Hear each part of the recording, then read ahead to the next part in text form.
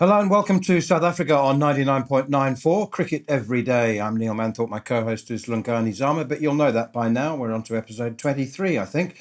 South Africa on 99.94 is your new home for South African content. We'll be dropping into your podcast feed on YouTube, all the 99.94 apps several times every week. So do please rate, review and subscribe.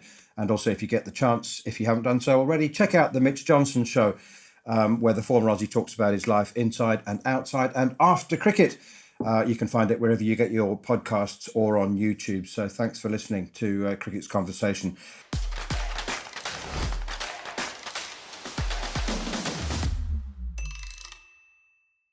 The South African team have arrived back in South Africa now.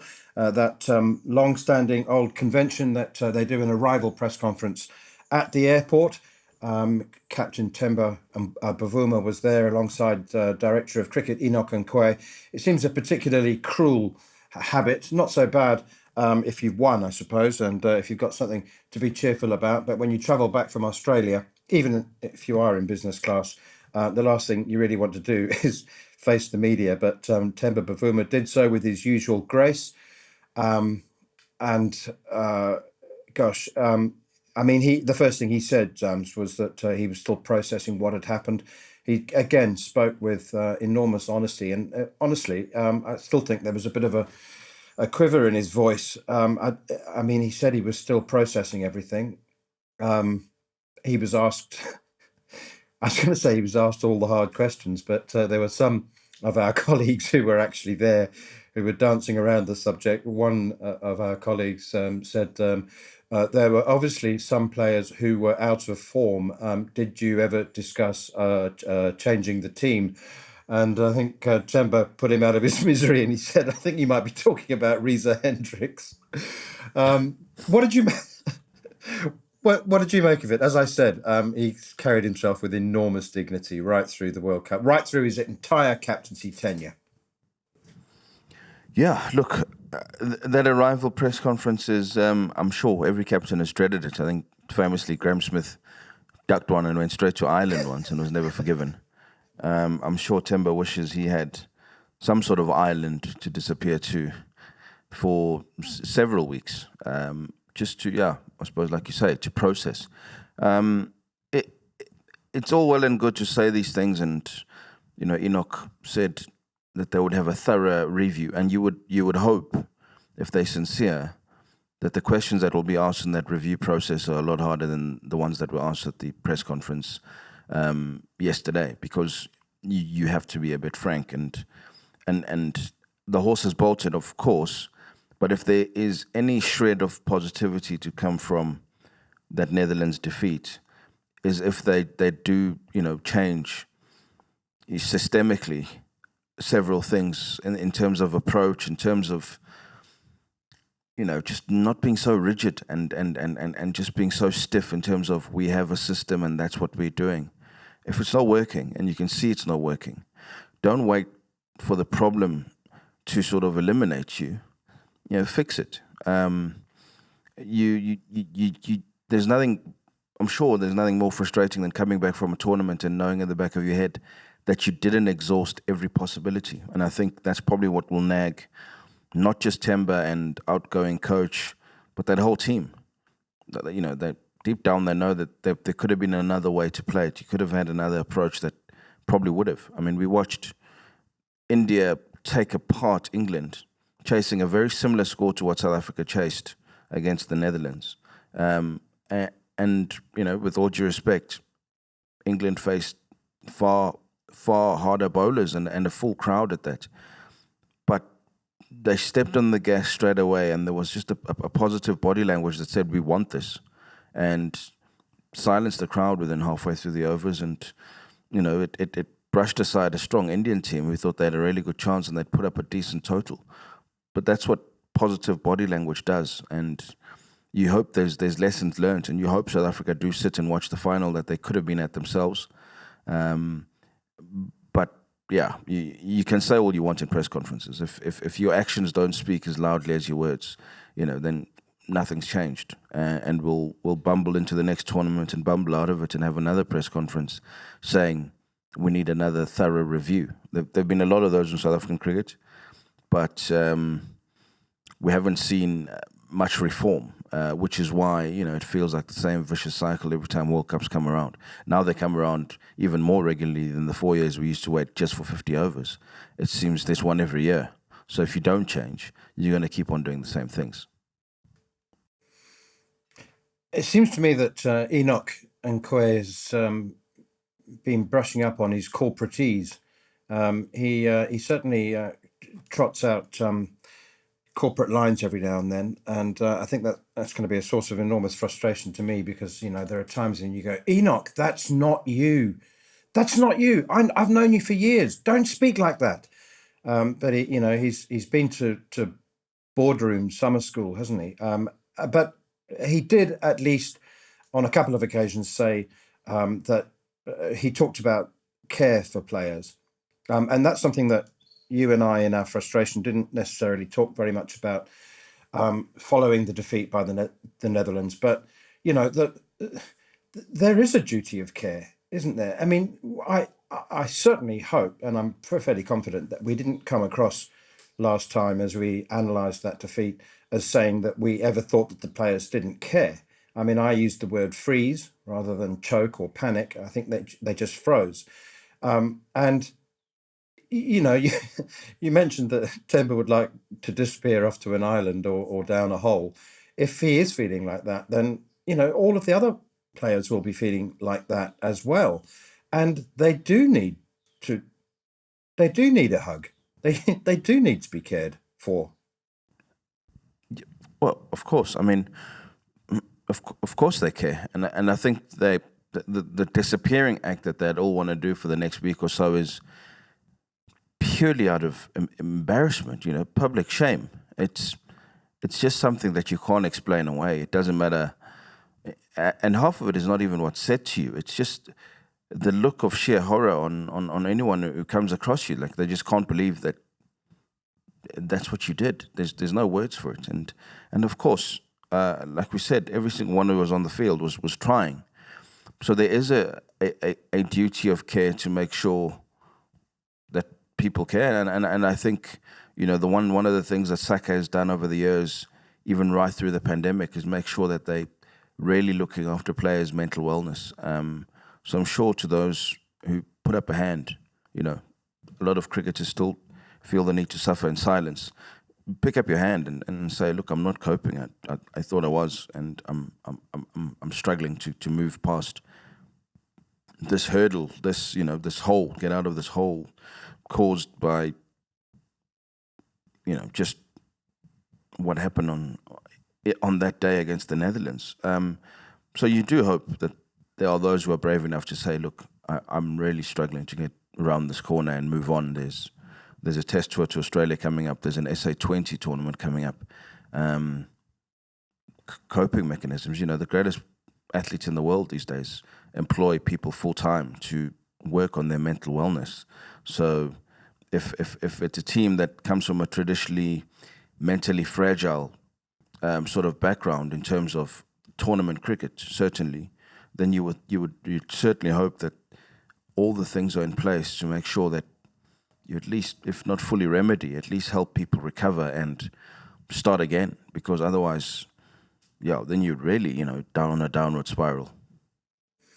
Another comment from Enoch that raised my eyebrows, and I genuinely don't know whether you'll agree with me about this or not, but he spoke about driving a strong culture internally. And he said that people need to know that there's a lot of hard work going on behind the scenes. And I thought, why is it behind the scenes? What are you? I mean, there's, what about a bit of transparency? Just like be open. And I keep coming back to New Zealand and New Zealand cricket and the way that they run the game, and everything is above board. I mean, obviously, yeah, I was going to say, obviously, there are a few things that take place behind closed doors, but barely. I mean, and we need to steer sort of clear about talking about administration and administrators purely because it's a dull subject and people want to hear about cricketers and what happens on the field. But I have to say that the culture of South African cricket administration is one of self-serving secrecy. That's what happens at board level. The the new president of the board has yet to have a one-on-one with the captain or the coach or the team. You would have thought that Lawson Naidu by now would have gone, maybe not gone into the change room because that belongs to the players, that's sacrosanct, but would have arranged to have a discussion with the nationally contracted players to introduce himself, to talk about his hopes and find out what their hopes and dreams are. But that's the way the game is administered. And I just think that, the team inherit that modus operandi. And I just think a bit more openness and transparency might help. Well, like you said, we don't want to spend too much time talking about this subject, but I think any journalist who's still in the media list for Cricket South Africa would have noticed in the last 2-3 months the very detailed and well-written profiles of every single board member and just how much they do for cricket, which is unheard of, quite frankly, and no one cares. You're a servant of the game. Well written. Well, I think they're sugar-coated, romanticised nonsense, fairy tales, fairy tale biographies. I'm trying to be diplomatic, but the point I'm making is that if you're spending days and days crafting these, love letters, sugar-coated biographies, to board members who, quite frankly, no one cares. The public doesn't care about your journey through the game, and it's what you're doing now for the journey of everyone else who's behind you. And I'm sure if the players were to be honest, they would rather not deal with the board because it's so out of touch with what they need to do and what they're trying to do. And the behind the scenes thing does concern me because that speaks directly to an instruction to say that there's a lot of people who are working hard. The only people that South African cricket fans and followers judge are the 11 that walk out on the field to represent everyone else who works behind the scenes, and that's a given. They are the face of South African cricket. So whatever work is done in the background, yes, it's important work, but to start highlighting it in the midst of a crisis says you're focusing on the wrong things. The key now is to do hard work publicly, show it, see it, and let the public see change in approach, in intensity, and in, like you say, in actual accountability. Don't hide in the shadows and say, "I promise you, we're doing our homework." Show it, show it, and without transparency, these questions do come up about how sincere all these words are, and so you do hope that the actions are sincere, because otherwise it's just words, and words don't change things. It's decisive action, and they're going to have to be decisive about the failures of this T20 World Cup, and we'll see. Time will tell. So let's wait with bated breath, Manners. We'll take a short break. Come back. When we come back, we'll talk about the future of some of the individuals in the South African team. You're listening to Cricket's Conversation on 99.94. Whatever your team, we have the show for you on podcast, YouTube, or on the 99.94 app. We have India, England, South Africa, West Indies, and now Sri Lanka covered. If you want to find us, the best way is to follow us on social media at 9994DM by downloading the 9994 app or Google 99.94 on podcast. We speak cricket.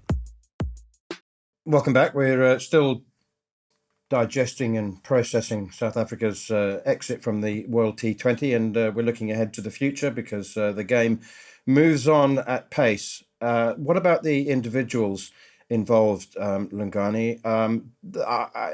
my question, I did question how many players would carry on, but also on a different podcast, I said that I thought half a dozen players would no longer be involved in international cricket. And you know what? I was actually thinking about some of those who are on the fringes, young players. I was thinking not just about Quinton de Kock, who may well say, you know what, I've run my race. I've got domestic contracts around the world. He can play 10 months of the year around. I mean, so he may well say, yeah, thank you very much, and walk away. But it's some of the younger players that I thought they might just think, do I need this? We have discussed this before, and you said, come on, it's playing for your country is the greatest honour. Of course, everybody will want to do that. And I just wonder, actually, whether that is the case. What about those? Let's talk about the contracted players initially, though. Riley Rousseau just tweeted that, morning, everybody. Just for your information, I have no intention of retiring from international cricket. So we'll take him at his word. What about David Miller, Kagiso Rabada? I presume Tristan Stubbs. I mean, he's only 21, 22, isn't he? So hopefully he hasn't had a stomach full. Yeah, look, for a long time, the fear in South African cricket was that it might go the way of the West Indies, where there's easier money to make without jumping all the hoops and hurdles that come with being a South African contracted cricketer, which is something that Quinton de Kock eventually walked away from in terms of a full-on contract, and so did AB de Villiers, for that matter. But I still don't think that the guys that you mentioned, Kagiso Rabada, Dave Miller, he cast it further, Aiden Markram, Anrich Nokia. I think there are still things that they want to accomplish. It's as far as possible, South African cricket has sort of bent over backwards to accommodate certainly the premier T20 tournament around the world, the IPL, to make sure that you've got a clean window. And as we saw when they pretty much forfeited the series against Pakistan, to make sure that players could choose to go and play and fulfill their obligations in the IPL. So they're doing everything they can in terms of making sure that you're available for the one big purse that you have every year. You obviously can't stop them. So every time a contract comes around, you look to see who's been offered a contract, and more importantly, who's signed them. The day it comes that, like Quinny, but Quinny's problems were complex, and it had been coming for a while. I mean, he didn't have the best relationship with Mark Boucher. He didn't have the best relationship with a lot of that regime. His experiments of being captain, and then what happened during the last World Cup, there was a lot, and all of this in the midst of becoming a father for the first time. So his break from international cricket obligations, certainly from Test cricket, were complex, and I don't know, but I don't think Dave Miller or Kagiso Rabada are about to become fathers. I'd be surprised. So I think there's still a freedom there, and a full-on professional, and patriotic perspective that they still enjoy representing South Africa. So I wouldn't think there's going to be this mass exodus. I know Mark Boucher hinted at it, but I certainly wouldn't think so. Like you say, it's the youngsters who have not had a taste of it at all who might look at the other way, like a Devil Brevis or Tristan Stubbs. But the opportunity is there for them to be part of the change as well, and that counts for something. This is going back to administration, but it's the culture of administration. We won't talk about individuals. So Faf du Plessis was in discussions when Graham Smith was still director of cricket, and Mark Boucher was in the early days of his coaching tenure. They spoke about giving Faf a T20 contract. He said, I'm still desperately keen to play in last year's T20 as well as this T20. I still believe that I can perform, that I can be a senior player in the team. And, and so there was this discussion about coming up with a new T20 contract. But administration in South Africa, if it moves at all, moves at a glacial pace. And you mentioned a couple of minutes ago about, now this is the way we do things in South Africa. Well, we need to change. We need to go, to a certain degree, the way of the West Indies and have these, even if you only contract players for a tournament, and this should have happened. And I'm not being wise after the event, because I said this years ago with AB de Villiers, when people said, South Africans, even the public said, you can't just pick and choose which tours you go on and which games you play and what formats you play and when you want to break. That just is illustrative of how behind the times South African cricket is in some degree sport, but rugby's changed. They've embraced this concept of, hang on, is he one of our best players or not? And do we want him to play for the Springboks? Yes, we do. So how do we make it work? And that's Enoch Nkwe's biggest challenge now. And it's on his plate, it's on his desk because he's director of cricket, but he's got this whole administration that he has to drag into them, because we've still got antiquated administrators who say, well, that's not the way we do it. You either want to play for your country or you don't. Well, that isn't the real world. It's not the real world. Enoch has to persuade the board of directors that this is how we need to go. And we need to have T20 only contracts. We need to have T20 and 50 over contracts. We need to have test contracts. And then the problem is, who's going to want a test contract? Because they've only got 6 games a year. It's a massive problem. Yeah. And the biggest bucks traditionally have gone to the test contracts, because that's seen as the pinnacle. And I think if we look honestly around the world, the onus has shifted dramatically. And certainly if you're only playing 6 test matches a year, to then weight the financial worth of your national contract heavily towards test cricket is, certainly questionable from a South African perspective. We've tended to follow the way of the Australians and the English in terms of the way that they weight things, but they play more than anyone else. They'll play almost triple what we play. So you just can't. And also, they do that because even their bottom rung, contracts are so much better than miles apart from where we are. So we just do have to be pragmatic. And I hope that same approach applies to the coaching. You can't say, oh, we pick one coach for all formats. You just can't. It's being exposed that, having the same coach drill the same things into you for 3 different formats probably is not the way. And even for them to constantly change gears, if it's hard enough for players, it surely is very difficult for coaches to come with a whole new squad and try and use the same methods to inspire performances out of them. One is a lot more ruthless and happens so quickly, and the other one is a lot more reflective. I think Malibonga Mokete is probably perfect for Test cricket, but you wonder what he would have done differently for this T20 World Cup if he was at the helm already. It's a different beast, and you've got to look and say, who gets the best out of their T20 resources in South African cricket or abroad? That's the person that we need to drive the change in our T20 culture. And you do the same for 50 over cricket. And if you identified him as the test coach and he's going to spend lots of time watching domestic cricket and honing the next batch of South African test cricketers, great.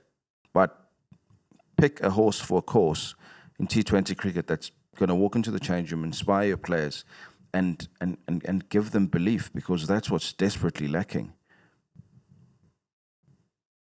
Okay, we'll take a short break and back with more on this subject in just a moment. If you love the language of cricket and want more, then head over to the 99.94 app and you can hear all of our podcasts and cricket commentary. We're adding new shows all the time and covering cricket series from all over the world. Be the first to hear all of our announcements by following us on social media at 9994DM. Welcome to Cricket's Conversation. Well, we're in the post T20 World Cup, the post Netherlands South Africa, post Netherlands defeat South Africa. Everybody will remember where they were on the day, on the morning when they woke up, if they didn't watch the game, and remember the Netherlands defeat.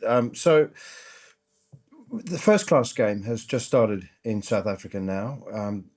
The Division 1, for those who aren't aware, has 8 teams in it, and there's just one round of matches. So only 7 games. That has been bemoaned by a number of fairly high-profile domestic coaches. They're saying that's not enough. It's only 7 first-class games. Unlike England, which is talking about cutting the number of fixtures for all sorts of reasons, improving the quality of cricket. They say they play too much. South Africa has only got 1 round of games, only 7 matches, purely from a cost perspective. Yeah, it is scary. It is just about a few more than test matches that the national team will play anyway, so it's about on par. But it is a financial consideration. But I mean, the season is shrinking, and you're trying to cultivate new cricketers and get them up to speed with, the one thing that we saw in terms of weaknesses in this T20 World Cup is it's still a bit of a jump if you've not played international cricket. It doesn't matter whether you come from these domestic franchises around the world or you've played a bit of first-class cricket. It's still a jump. You do need to adjust, and speaking to a few former players even this week, just trying to understand the gulf between playing domestically and playing internationally. They say you still have to pay. You still have to pay your way, and the only way you pay it is spending days on the cricket field with players who are more experienced than you, or better than you, more skilled than you. That's how you learn. And if you keep shrinking the playing calendar, you're doing those players a disservice, because the experience that you should garner over 2 years is now really going to take you 4 or 5 years. And that doesn't help anyone. So you hope, with the injection of money that is supposedly coming from the SA20, the next round of fixtures for next season at least gives you 10, 12 matches of red ball cricket to at least start giving you better test cricketers, or at least players who know how to play 4 days of cricket. Because you can see that the lack of cricket is hurting. And when South Africa have played test cricket, that it doesn't seem like it's going to last 3 days, never mind 5. I went through my inbox over the last 18 months, and I counted 46 press releases from various provincial teams announcing a new supplier. There was the latest one yesterday was the champion province, the Northerns, or the Titans, have now signed up with Airlink, who are going to fly them to all of their 4-day games that are played outside of Gauteng. But from KZN Inland announcing a new supplier of shampoo for the change rooms, and a local garage supplying a minibus to take the youth team from here to there. It was something I advocated 2 years ago when it was announced that there would be 2 divisions and we were reverting back to 14 provinces. I said that it would be survival of the fittest, and there's no way that 14 provinces in 2 divisions can be sustained financially. And I thought it was fantastic. Boyland having their I think Wellington chutney supplying their lunches. I mean, none of it's actual money. It's all suppliers, contract supplier, and they're trying to survive. But the truth is that only the Titans and possibly the Dolphins or Natal can actually survive, can actually financially survive. I mean, the Gauteng Lions the names change every year, so I'm not sure if that's what I'm not sure what are they called now. Anyway, they can't survive purely because of the running costs of the Wanderers. They can break even. They can survive. They won't make a profit. The truth is that all of the other provinces are subsidised by Cricket South Africa. It's a totally unsustainable system. Even if they are being driven around for free and given free lunches. No such thing as a free lunch, of course. But I mean, it's a concern, isn't it?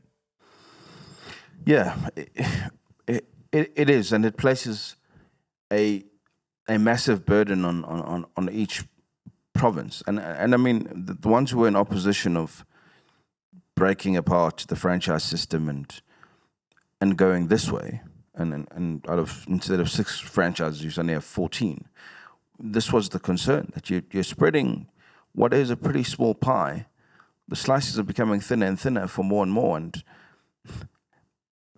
there was justifications from Saka in terms of there's more money going to players and whatnot, but you still need money to run each of these teams and get them from A to B, and that's part of the problem why we play on inferior pitches with everyone housed in a hostel, so that you can have all the fixtures in Poch, as opposed to everyone having home and away games as before.